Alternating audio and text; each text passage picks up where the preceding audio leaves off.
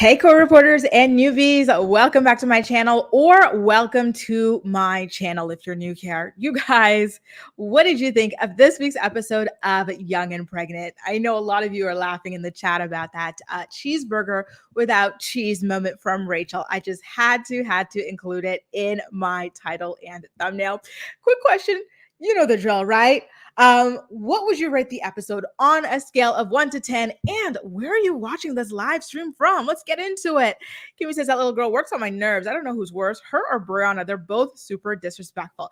Disrespectful and childish is exactly what it is that those two are. OMG.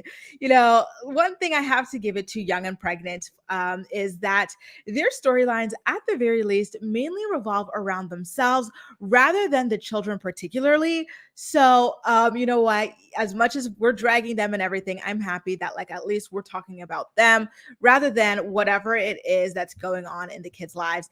Okay, so I'm seeing some of you guys' ratings kind of come in now. Ooh, I'm seeing a lot of America as usual, Staten Island, Virginia, fours. I saw an 8 and a 2 earlier, 7, 4. Oh my God, you guys are rating it kind of low. Why are you guys rating it low? Oh, I see Mexico and Navajo Nation in the house. Hi, guys. You guys are rating it lower than I thought. You know, personally, I would have rated the episode at least a 6.5, 7. You know, I did towards the last 15 minutes or so start getting antsy about watching it. I got bored. I had to switch from where I was just to kind of finish it. But anyway, let's kick it off at the very top of the episode. So Brianna, Miss Skeena Brianna is now dating someone. Last week, she talked about being on some sort of a dating app. And this week, she talks about having a boyfriend. So this boyfriend's name is Briggs. Okay, please, buy your comments in the chat. Did any of you guys also think about the personality test? When she said this was the name of her boyfriend, I was like, huh, is he named after that personality test? Like the mom and the dad did the test, they loved it, they shared the results and fell in love, because that is what I suspected when I heard that name. Very random. By the way, you guys, if you want to watch full episodes of Young and Pregnant or Teen Mom, you know, for free online, you just need to have a VPN, and you also have secure viewing as well when you stream these things. So if you'd like to do that and support the channel, there's an affiliate link in the description box down below. Okay, so a lot of you guys are saying Brianna is absolutely annoying. Yeah, she was one of the big reasons why I was not a fan of watching the episode. The series. So one thing that also kind of stuck out to me there was how her mom almost immediately brought up the idea of this man meeting Brayson, Brianna's son. I was like, she literally just matched with this guy and then went out on like 1, maybe 2 dates with him. And they're probably not even proper dates yet at this point. So why was her grown ass mom asking if this random man, was kind of like on track to meet Brianna's son? And then of course, Brianna kind of starts talking to her like, yeah, like, when I introduce him to my son, I don't want to introduce him as a boyfriend or anything like that. Like, even still, like, she really is very open when it comes to this child and having everybody that she is dating and screwing around him. And I find that odd, and more so the fact that her mother would almost encourage it, very, very weird. Like, the mom seems to be about as slow as her daughter. So now, okay, so if you haven't voted in the poll on the channel, please go ahead and do so, because I really want to know if Black Kayla is controlling or not. So this is what happens in this week's episode of the show. They've got the child, Mecca. Her and this guy named Mikhail have a child named Mecca. And Kayla wants to go away to like Miami or something like that. Just to have a mom's weekend out or whatever. And so she wants for Mikhail to watch Mecca without her. And but the thing is, here's the caveat: Mecca has to watch this child in Black Kayla's apartment, nowhere else. And she thinks this is like this brilliant plan, because if Mecca, oh God, I hate how similar these names are. If Mikhail stays in this apartment watching Mecca, she thinks that there's not going to be any of his chicks around or anything like that. And it's like, girl, you are so damn naive. By the way, it's Atlanta that she's going to, not Miami. So, here she is talking about how Mikhail doesn't need to be around anybody else, which I agree. But what does that have to do with him staying in your apartment? Like he could bring someone to your apartment when he comes up. And, I'm happy that um, her friends were pretty real with her. Like, dude, what the heck? Like, what makes you think that he would come here and not bring any of the girls or anything like that? Are you sure that that is exactly how it is that is going to play out? And she asks a couple of times, like, so you really don't think that Mikhail is going to have anybody here? And Kayla seems to just be so damn idealistic. Now, Donna says, Nanny Cam. This was something that I kind of thought as well. As like, maybe she'll have that, but I don't know the laws in their state particularly, because maybe it's illegal to have a nanny cam without telling someone that you have it right in the house. And so if Mikkel were to find it, that probably would cause other issues. But here's one thing. I feel like Kayla, I get her not wanting this guy to bring all sorts of women around the child. But I also at the same time feel like when she has someone of interest, she might, bring them around the child within the first month as well. Like that's the way a lot of these teen mom girls are. And I kind of losing my train of thought here, but yeah, that's why I'm kind of wondering, is she controlling? Is she just a little bit jealous that she has not moved on yet? Yes, Mikkel brings people around the child too soon, but I don't know that having him watch the child exclusively in this apartment is going to fix that. Another thing that I actually wanted to say, I'm losing my train of thought again. I'm so sorry, you guys. Okay, yes, this is it. So my thing is, I feel like Kayla probably should have said instead of this, that she did not want the child leaving the state for the weekend, because I think that is a more reasonable request, right? Like their child goes to school on Monday and Mecca or Mikkel wants to bring the child out of the state, three-hour drive to whatever state he's in and a 3-hour drive back. To me, that's not fair to a child, right? Saturday, Sunday, and then Monday you're supposed to go in school and you're exhausted. That I would have understood a lot more than, what it is that she's going for here. Because at the same time, the man can just go ahead and bring a chick and she wouldn't even know about it. So now, next up, Kayla is talking about how Luke has still been distant from her ever since she went to get a paternity test on Isaiah with her ex jump off. So here's my question. Why does she even need to go and visit this man to get that paternity test stuff situated? Like, I would have been a little bit like side-eyeing her as well if I were Luke, because I'm pretty sure they could all just send in those samples to the same lab and then get it worked out from there, or they can visit the lab at different times without really having to be in contact with one another, and then I remember watching that episode last week. I didn't get to recap it, but I watched it, and she had all this makeup and she kept smiling, and they were just, it was awkward. Like it seemed like there was a little bit of something left there, because the guy did say at the end something like, oh, like we only broke up because you wanted to. And she's like, oh, like that's why, because she felt like it was the opposite or something like that. Like there's something, like a little Lucy is saying, that it kind of seems like Kayla likes the attention and getting Luke upset. She has a little bit of a smirk whenever she talks about Luke being jealous, And later on in the episode, she also talks about the jealousy between the two of them. And yeah, like, I don't know, it seems like they thrive off of it. She even calls it toxic. And I do agree that it is toxic. So because she and Luke are on the outs currently, she decides that she wants to celebrate her birthday with her friends and not him. So she rents a penthouse apartment in Chicago to go and celebrate with her friends. Listen, I guess they needed this space, What can you do? Now, Kaya is also feeling like she needs to get away as well. Did you guys realize that was the theme of the episode this week? All the girls wanted to get away in some capacity. Rachel wanted a cheeseburger without cheese and a paintbrush, a 98-cent paintbrush, but everybody else needed to get away from home with little vacations.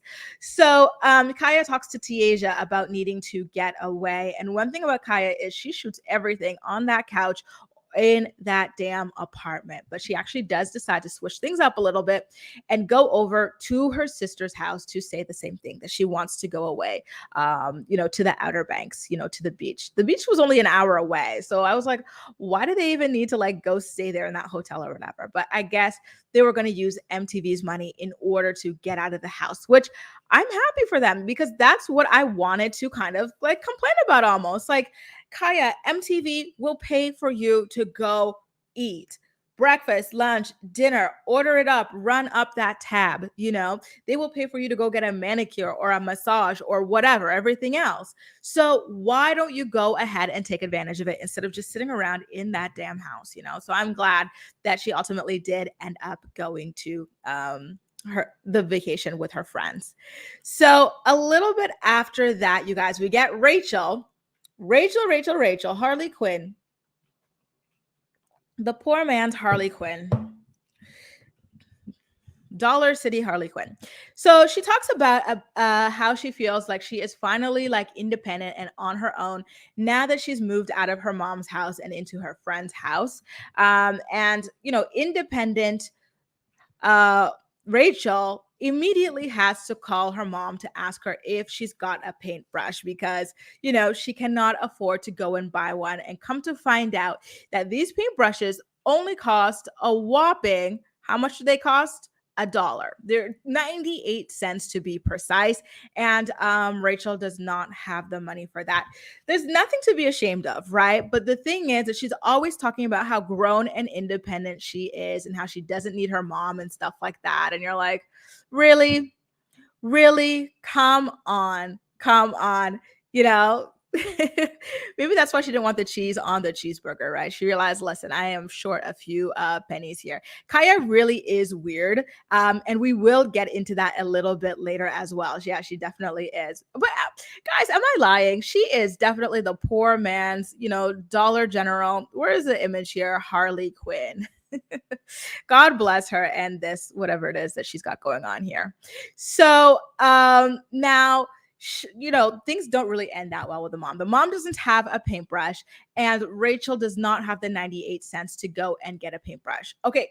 And speaking of weird, we have to talk about Brianna's friend, Ashley. Do you guys find her creepy? Come on. It can't just be me. She reminds me of Tether Grace, but even creepier. Remember how Tether Grace was literally Chelsea's shadow in Teen Mom 2? That is exactly what Ashley is trying to do, except Ashley doesn't have the kind of like history with Brianna that Tether Grace had with Chelsea, to where there was any kind of chemistry, right? So Brianna's at her house talking to her mom about how her stalker, creepy friend is giving her a hard time about dating somebody else. Apparently this girl doesn't like this guy that like has only been around like once or twice, probably around her particularly just one time. And Brianna says that one of her big gripes with the Myers-Briggs test is that because Brianna is dating this fella, she is not able to squat at her house as often as possible. Listen, this Ashley girl allegedly has like 4 kids. So what the heck does a woman with 4 kids want, a friend squatting at the house like 24/7 for? My personal hunch is that she actually just wants the camera time. The more that Brianna is at her house, the more camera time that she ultimately gets. Right. So I don't think that her concern is genuine. I got a little bit of goosebumps when goosebumps might be a dramatic word for it, but like I got the chills, the creeps when the mom was like trying to clarify with Brianna. So your friend's mad because you've been going over to like hang out, with this guy that you're dating. And Brianna's like, yeah. I'm like, that is red flag, like red freaking flag. That girl is a weirdo. Let me get into some of your comments, you guys. I feel like I'm going a little bit too quickly. Yes. Tiffany's like, you said that she was weird from the beginning, right? Listen, I know vibes, man. The intuition of it all. MTV money, sure, paying rent. I told you that Brianna. Oh yeah, I remember you telling me that, Nija. You know what? Honestly, with the way that this girl is acting, At this point, I would not doubt it. So over in Chicago, Kayla is in that penthouse with her friends, getting ready to go out to dinner, but she decides to call her children up before she leaves. And it was so weird how Luke kept on calling her. I felt like she should have just put her thing on do not disturb so that the calls wouldn't even come through. But it wasn't. And so she was FaceTiming the kids, and Luke kept calling. She kept hanging up so that she could, finish her FaceTime, then call him back. But he would not leave her alone. He was obsessively calling back. And it was weird. It really was freaking weird. And you know why he was even like harassing her like that on the phone? Because he felt as though, well, he suspected that she removed him from her friends list on Snapchat. This is what happens when children have children. These are the priorities of these childish individuals. Did you take me off your friends list on Snapchat? What? Like, sir, don't you have a diaper to change? Don't you have to make sure, the kids are fed at home? Like, why are you stalking the girl on Snapchat? Like, what? Um, Kayla, in her confessional, admits that Luke is definitely keeping tabs on her, and that there's no trust in their relationship. Red flag, red flag, red flag number one, red flag number two. And then she actually recognizes these red flags. She's like, it is pretty toxic and unhealthy. So, what are we going to do about it, sis? We recognize that this is not a healthy relationship. This is not the healthy way for your boyfriend to be acting. So what are we going to do about it? That's what we need to know next. Because good on you for at least recognizing this is not right. Some people might confuse this for love, right? And like passion and stuff, but it's not. It's weird. It's weirdo behavior. It's insecure behavior, and there's nothing worse or scarier than an insecure man. Those guys are a damn mess. Yeah, Asia, she absolutely is a little bit of a Kale 2.0. I kind of feel like, she's going down that same road. By the way, thank you so much to Shannon Van, my moderator, for being here. She is promoting my TikTok. Guys, I'm on TikTok, and I'm really trying to get some content out there for y'all. So if you can at some point, please make sure to subscribe to my TikTok. And if you can also give this video a thumbs up so that I can continue to climb up in that algorithm. I see we've got almost 300 in here. I'm not sure how many likes we have. How many likes do we have right now, you guys? So, it actually turns out at the end that it was Luke who had unfriended Kayla on Snapchat, even though he was the one obsessively calling her. Like, what? Danielle says, I think Luke is controlling, but tries not to show it on camera. Yup, he exactly is, Wow. 48, you guys, can we pump this up to 100? Please. So now it turns out that Rachel Beaver didn't actually get the job that she and her friend were kind of like hoping to get. And so she's like, you know what? I'm hungry. She's the little toothbrush, not the toothbrush, the paintbrush only costs 98 cents, right? But she's not going to buy that thing. She decides that she's going to buy a couple of burgers instead. So here it is, you guys, the world famous order at McDonald's. Can I get a cheeseburger, but like without cheese? Just like a normal burger. My God. And then in addition to that, she orders I think another burger or something like that. I think another 2-3 burgers. Maybe one was for her child. I don't know. And then the friend is like, I've got $2. It kind of reminds me of that Patrick meme. Have you guys seen that SpongeBob Patrick meme where he's like, I've got $1 or $2 or $3 or something like that. And then Rachel talks about how she only has $10. And she's like, maybe I'm going to have to get rid of one of these burgers. I was like, damn, it's not funny. It's sad, right? Like this young mother is really struggling like this, and that she is not very intelligent when it comes to managing her money. So you don't have a job. You've only got $10 to your name. So why do you need to paint a bedroom, right? Like the brush is 98 cents, but do you know how expensive paint is? I really I don't know. The girl does not think. It's weird. And like Ali's saying, it's not even her room, it's her friend's room. So why is she doing all of this? She says that she wants for this to make the house feel like home, but who even knows how long she's going to be staying there for? Because, we already see the tension between her and her friend in the episode, right? It kind of looks like the friend is going to get tired of her at some point. So she's going to just paint the bedroom in the friend's house and like get kicked out of the house eventually as well. It's weird. I don't know, she doesn't think properly. And that makes me very, very sad for her, but more mainly for her daughter. So she and her mom get into this big dispute when, as usual, she asks her mom to watch the baby for her. And the mom, as usual, is very generous. She goes, okay, I'll do it. I'll watch her today and at night, but you have to get her the next day in the morning.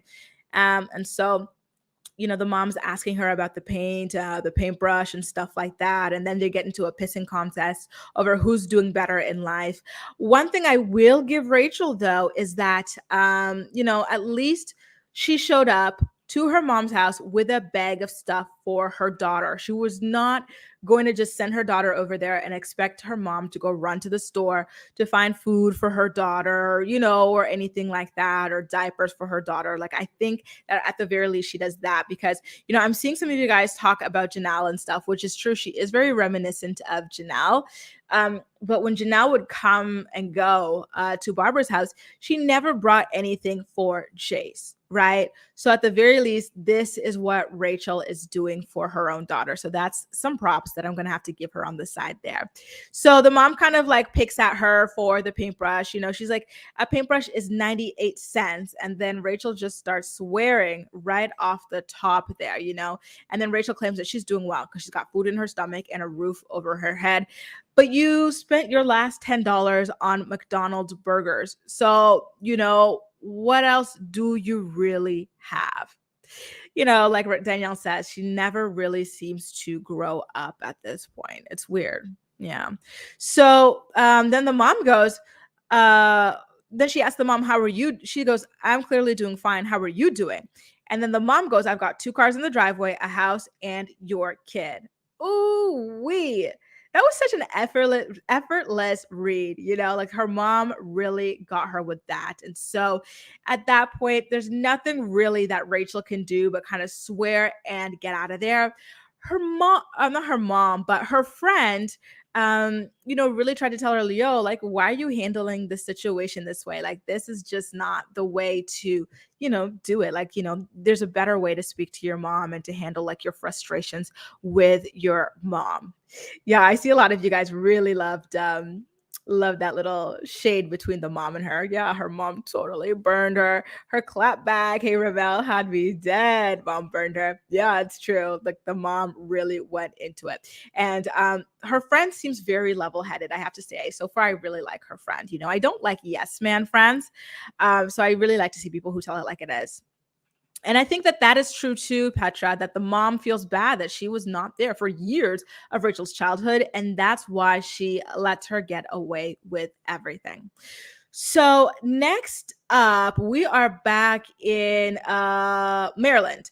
So Mecca, F-boy Mecca cannot come to Maryland to watch his daughter in Kayla's house. So he wants for Kayla to bring Mecca to Philadelphia instead. I'm so tired of this dude, man. Like what he's like, oh, something came up for me. And this was the last minute, the day before Kayla's trip. And so she's like, what the hell? Like, what is that about? Like, I don't know.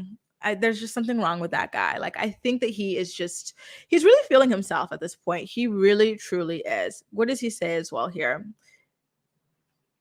Oh my God, my stuff is out of order. Oh, this is going to drive me nuts. Sorry, you guys. My photos turned out of order. So that's kind of messing with me here. So, yeah, I don't know. Mecca is really annoying to me. But here's the thing. This is why you guys, or sorry, Mikkel, this is why you don't at 18 years old go and like purposely plan to have a child with someone else. Yes, Natalia, they are, I love your name, by the way. They are the same age, it's like 2 18-year-olds went to a sperm bank, allegedly. I still don't believe a sperm bank would have given these 2 18-year-olds, sperm for this, but I think they went through another route to conceive this child. But like, why were you doing that at 18? Of course, it was going to be a headache, like, and like other people said, like with everything that Mikhail is going through, he's going through a lot. He's going through a lot and he's still trying to explore and find himself and his new identity and everything. Okay, you guys, can I just say this? The names in Kaya's scene gave me a headache. Okay. So it's Kaya, Kiaya. Then she's got Tiaja. She's got the baby daddy, Xavion. Then, this name in particular, I kind of gasped. Trinity.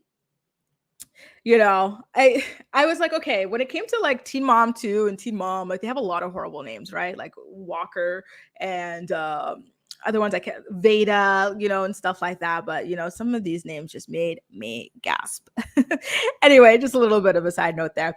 But they do ultimately end up going to that beach, and as usual, Kaya talks about the state of her situationship with Tiaja, right? And she seems to kind of, I don't know, at this point, like be almost open to the idea of them not reconciling. But then later on, this is how I perceived the scene in particular. But later on, it became pretty obvious that she was slowly trying to worm her way back into a love relationship with Tiaja,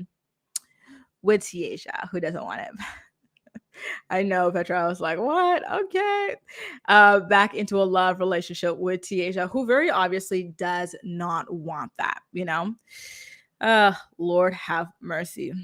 You guys are cutting up over this name. You know what? Hang on. Let me put it back. Let me put it back. Trinity. Because again, Trinity is a nice name, but you don't have to uniqueify it like this, right? So, my head hurts. How do you think I feel? How do you think I feel, you guys? So, Kayla, it actually turns out that she was exposed to COVID at her birthday trip in Chicago. So now she and her kids and Luke all have to quarantine and get tested for COVID. I'm sure that it irritated him times 10 with her, right? Because he was already irritated with her kind of being a bird with the whole paternity situation. But now this, come on. By the way, you guys, if you're enjoying this stream, please don't be shy. Give it a thumbs up. It really helps me continue to create content and get it ranked in the algorithms. By the way, I will be having another live stream at 6 p.m. Eastern Standard Time to talk about Dorit Kemsley's break-in. Let me grab a quick picture of that. She was a victim of an armed robbery, and I'm with Tisa Tals, and she's got a lot of little tea about that situation that she's going to be sharing with us. So at this point, Luke is kind of seeming to be at his wit's end with Kayla. Like he's really upset with her for forgetting to bring the Coca-Cola home from the grocery store. But of course, we know in VPR fashion, Vanderpump Rules, it's not about the pasta. This is not about the Coke. It is about him just being frustrated with her in general, which is normal, right? When you are frustrated in your relationship and stuff like that, it's the little things that kind of drive you wild, but or so you think, but it's actually like the much bigger things behind that. So, like at least Kayla was why Kayla was mature enough to see that and to call it out and to kind of like advocate for them getting to see a counselor at some point. So I thought that was good. And hopefully that is able to help them.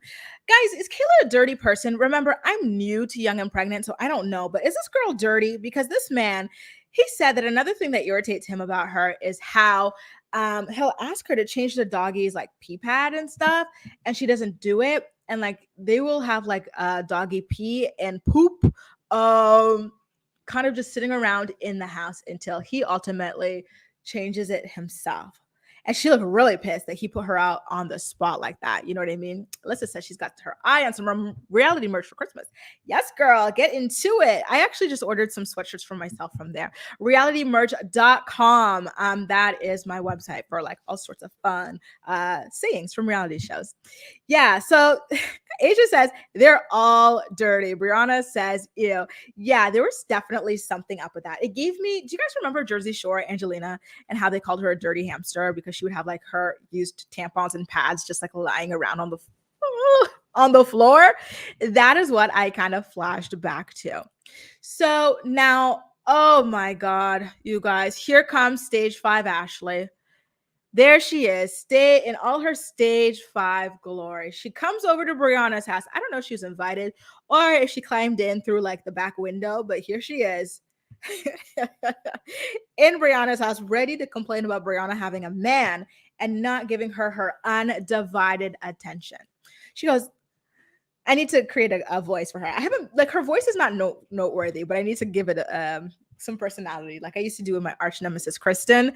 Uh, she goes, Brianna, you just kind of like disappear on me sometimes. What's going on? And then, big red flag when she talks to Brianna about how she feels protective over her. Brianna, I'm just, sorry to be so passionate. I'm just so protective over you. What?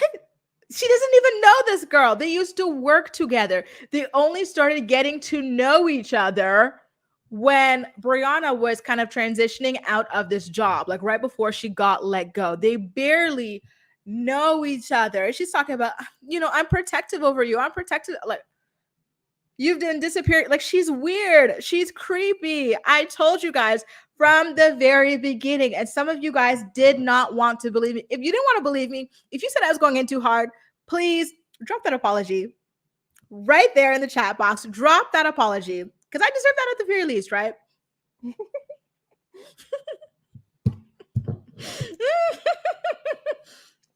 I almost choked on my water. Ramel says she wants to be the Marlo of Teen Mom. Oh my God, I am dead to the bed. Is she like 25? I don't know how old this woman is, but I do know she's got like 4 kids and a husband. So why is she so concerned with what this little girl is running around doing and who she's running around screwing, right?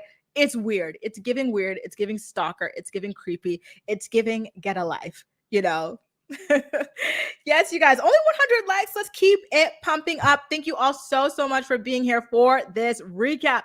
What else did she say, by the way? Oh my God, look at this. Did you see that? Let me put it back up because I don't think y'all hear me when I tell you this girl is creepy. Let me put this back up. Here it is. Like, I know that like you're dating this guy, but just don't forget about us. Have you ever said that to a friend? Because listen, our friends and us ourselves, we get into relationships and we have less time for our friends. They have less time for us. It's normal, right? Have you ever said this to let me put this creepy thing back up for you. Have you ever said this to a friend? Like, you've kind of just been disappearing on me. I'm so protective over you. Don't forget about us. What is this? How old is this woman? She's got 4 kids and a husband. What is this? What is going on? Yes, Brianna called her bestie, but this girl, I don't know what bestie. Maybe she's not an English native. Maybe she speaks another language, and bestie means, I don't know, twin, stalker, something like there's some kind of a disconnect going on there. They've more likely been friends on the DL. Oh my God. Okay, so you guys are saying you guys have never said that. I've never said that to my friends. Yeah, people are like, they've definitely messed around. You know what? I wouldn't doubt it.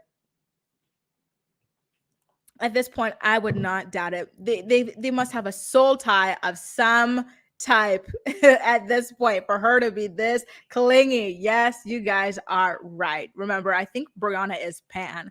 I don't know what this girl is, but something is going on. Something is going on between the two of them. OMG. And then at the very end, what happens? Brianna goes, you listen, like, don't worry. I would never cut you out of my life. What does stage 5 Ashley say? Get into it. Stage 5 Ashley goes, listen, you can't. Like, it's not possible. You can't cut me out of your life. And look at that face. That is the face of a girl who will check her kids into daycare just so she could climb into your back window. Listen, I did not see this girl coming through the front door. So who's to say she did not come in through the back window? I don't know, but I think that she would come, scale that tree, climb up through the back window on the 2nd floor, and stab you in your sleep. if you did not, like, call her back or like spend more time with her like you promised. At this point, Brianna, look at her. She's stifling the laughter. I think even Brianna, as slow as my girl is, God bless her. This is not an insult. We are not all rocket scientists, right? Even Brianna recognizes that this girl is a whole ass weirdo. Oh my God.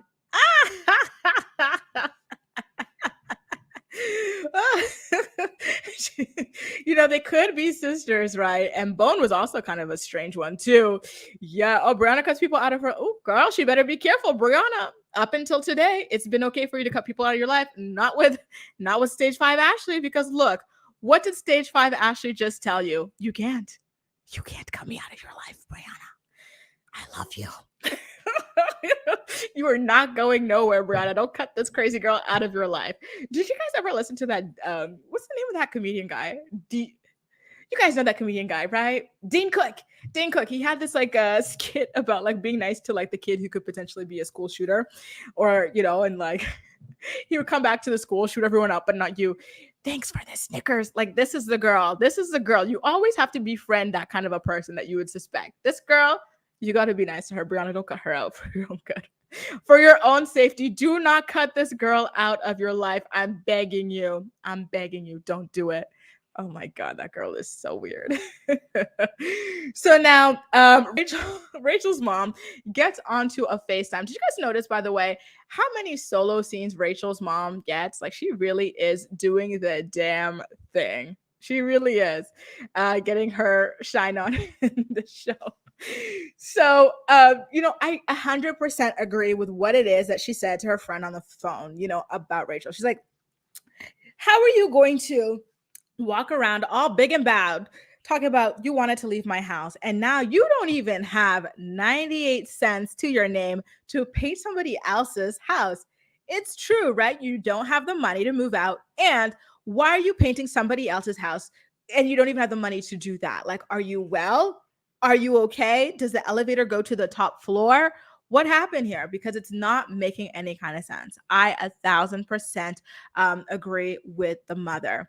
And then on the flip side, Rachel's friend kind of talks to her about like the escalation of what went down between Rachel and the mother, like back there. And, again, I really like how this girl, gives it to her straight, we'll say. One thing I will say, though, is that I feel for Rachel because she very clearly is stuck in this kind of place where she feels as though her mother abandoned her. And listen, her mother did technically abandon her for years when she was in the throes of her drug addiction. So listen, it's true and it's valid what she's feeling, but she clearly needs the tools in order to kind of deal with that. You know what I mean? Like, I really need for her to get some help on that because, yeah, it's painful. It's a big pain point for her to be carrying around. So her friend tells her, listen, you are affecting everybody around you. When you get upset, you take it out on everybody, Rachel, right? And you're going to lose everybody.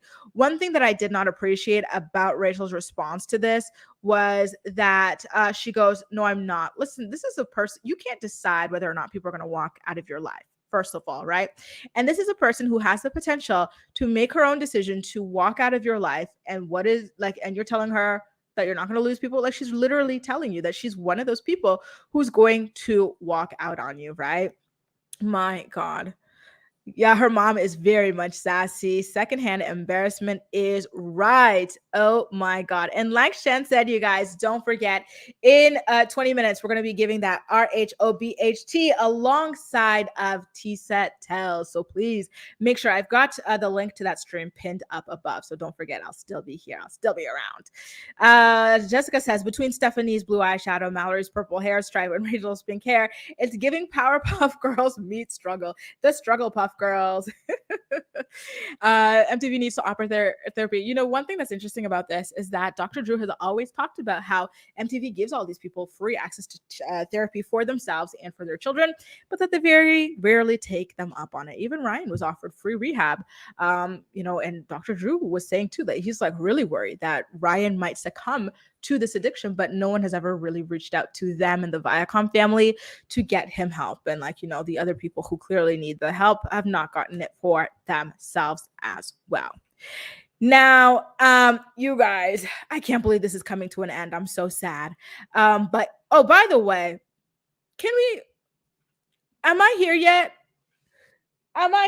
Okay. So Kayla decides to leave the baby.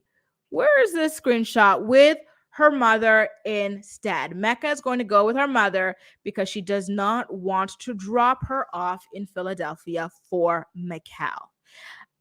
Was that the right decision, you guys? I personally, I didn't like her logic. I don't think her logic worked because Mikkel very well could have brought his girlfriend down to Maryland and stayed in that house, banged all up in her bed, and used her car and everything. I personally, though, agree that I would not want my child to be having a 6-hour round trip drive during the weekend, on a school weekend. The dad decided to have her in this state. So to me, it's his responsibility to meet her in that state. It's not fair. I really can't stand when these kids are transported around all, like that, all willy-nilly. It's not fair for them, to have to go that far. And like, does this guy really expect for the child to come to him every weekend? And by the way, I think I figured out what it was that Mikkel needed to do on Saturday, right? He had an appointment at Lens Crafters because, come on, this is not sustainable. So now in the final scene of the episode, by the way, you guys, if you've been enjoying the stream, please make sure to go ahead and give it a thumbs up, a like, and don't forget to catch me on the RHOBH stream in 15 minutes with Tisa Tells. So now in the final scene of the episode, Kaya. Guys, how manipulative is Kaya? Right? Like, earlier she was talking to her friend, like, oh, like, I don't know what me and Tiaja are. Like, like we're this, we're that. We act like we're together, but we're not together. But she's acting like she's cool with the idea of them just not being together. But then she tries to like low key manipulate Tiaja into trying to get back together with her. Like, it's weird, right? So she's like, like, so many people are asking what we are. And then Tiaja goes, it's none of their business. She goes, yeah, you're right. It's none of their business. But, like, for a while there, like, we were sharing a bed and we weren't kissing. We weren't saying good morning to each other. Didn't you find that weird? Do you want to share a bed? Do you want to kiss on the mouth? Do you want to say hello? Do you want to say good morning? Like, all this kind of stuff. And she's talking like, oh, like, you want to have your cake and eat it too. Like, one day you're this, one day you're that. Tiaja at this point, he's like, what do you mean? Like, what are you talking about? Like, what? And at this point, she's like, you would go crazy if I was talking to anybody else. Like, even though you dumped me, are you talking to anybody else? Because I'm not talking to anybody else. And then, Tiaja snaps. And then Kaya, realizing that the jig is up, she tries to flip it around on Tiaja and claim that Tiaja is the one who is acting like an ASS. Guys, she's so manipulative. Kaya, leave this girl alone. She does not want to be with you. Like you, Tiffany, I want better for Tiaja. I feel like she's around because she's attached to the child more. By the way, another question. Why is it that I never see Kaya holding this child? I always see Amor and Tiaja like cuddling, playing, like even on the couch, they're both sitting there, and Amor is climbing Tiaja like a jungle gym, not the mom Kaya. Like, I just don't see a bond between those two. Maybe it was playing out in other seasons and I missed it, because remember, this is my first season watching this. But yeah, I'm just not seeing it. So I think that is the main reason why Tiaja is there. Maybe there's something behind the scenes that, that is more than what I'm missing. Like, the lack of a bond between the mother and the son. Maybe Tiaja recognizes that and she wants to have that, right? I don't know. Ooh, yeah, I've heard that too, Shy Gal. Is she still waiting on Xavier in prison or something like that? What's going on? Uh-huh. And see, yeah, me, myself, and I, this is something that I kind of concerned about too. Yep. She's waiting for participate. Gustavo says, I zoned out and I didn't even realize. Yeah, it's true. It went from 0 to 100. Like, they were really snapping on each other. Like, I would really like to see the two of them kind of just, get over it and leave it alone at this point, because it is not, it's not happening. Okay. So there was never a bond, right? Like, I think that that yeah, that Tiaja is kind of like a surrogate mother for that child then, right? Oh Lord, what can you do? Anyway, you guys, I had so much fun recapping this episode with you. Thank you so much for being here. I'm getting ready for my RHOBH stream. We're going to talk about Dorit's violent break-in with Tisa Tells. I've got the link pinned to this chat. Please go ahead and click over there and get yourself notified for when we go live in 15 minutes. Special thank you to my premium co-reporters for being here. It's always amazing to have you. I got some new channel members as well, new premium co-reporters. Welcome to all of you as well. So now you can watch all of the old videos that we did. We did a stream yesterday about Chris Lopez's dad and I's DM conversation together. You can catch up on that and get ready for the new streams that we're going to be doing together as well. Thank you so much to Shan and Van for being here and moderating this chat as well. You are the absolute best. Thank you guys so much. And I'll see you again in just a little bit. Take care. Bye.